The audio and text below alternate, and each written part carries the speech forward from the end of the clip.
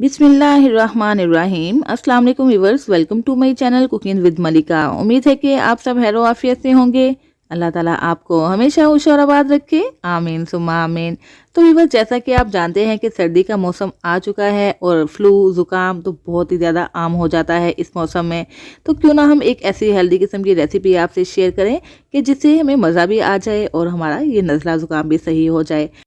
तो इसके लिए बस हमने सोचा है क्यों ना मज़ेदार सी चिकन यखनी बना ली जाए। इसके लिए हमने एक बर्तन चूल्हे पे रख दिया है। 1 से 2 टेबलस्पून इसके अंदर शामिल कर देंगे ऑयल और कुछ साबुत मसाले शामिल करेंगे। एक दालचीनी का टुकड़ा है, एक तेज़पात है, 1 टीस्पून हमने जीरा ले लिया है, हाफ टीस्पून ले लिया है हुश धनिया जो कि साबुत है, 3 अदद लौंग ले लिए हैं और 8 से 10 दाने हमने ले लिए हैं काले मिर्च के। इन सारे ही साबुत मसालों को हमने ऑयल के अंदर डाल के तकरीबन 30 सेकंड के लिए फ्राई कर लेना है।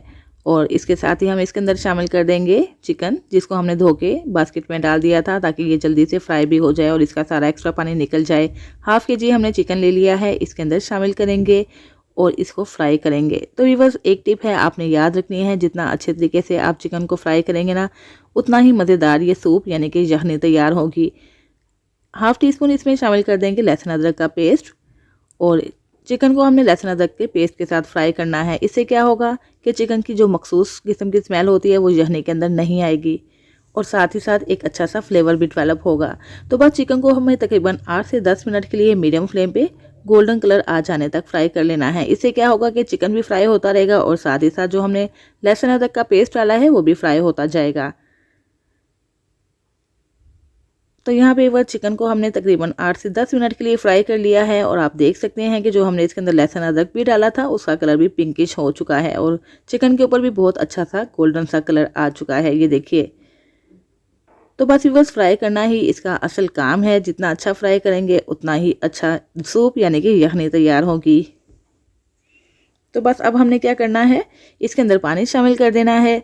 जितना सूप आपको बनाना है उस लिहाज से पानी शामिल कर दीजिएगा। यहाँ पे मैं 3 गिलास पानी शामिल कर देती हूँ और साथ ही इसके अंदर हमने एक छोटा सा इसका प्याज है जिसको 4 हिस्सों में कट कर लिया है, ये भी इसके अंदर शामिल कर देते हैं। थोड़ी सी हल्दी पाउडर इसके अंदर डाल देंगे खुशबू और फ्लेवर के लिए। और वैसे हल्दी भी हमारे फ्लू के लिए बहुत ज़्यादा बेहतरीन है, बहुत ही ज़्यादा इफ़ेक्टिव होती है और जितनी भी ज़्यादा दर्दें होती हैं ना हड्डियों में, कमर में, हल्दी से काफ़ी हद तक दूर हो जाती हैं।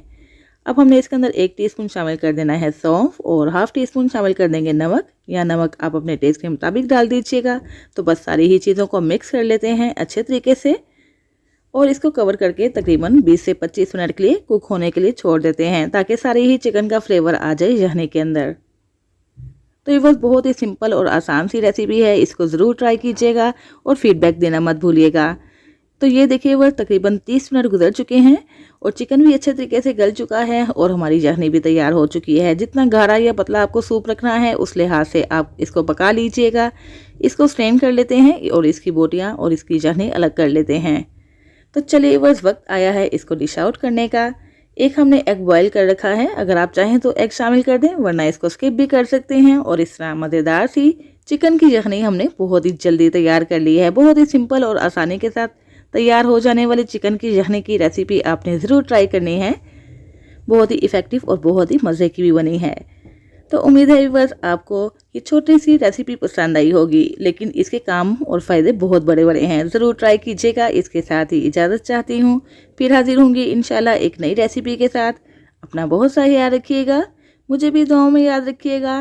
अल्लाह हाफिज़।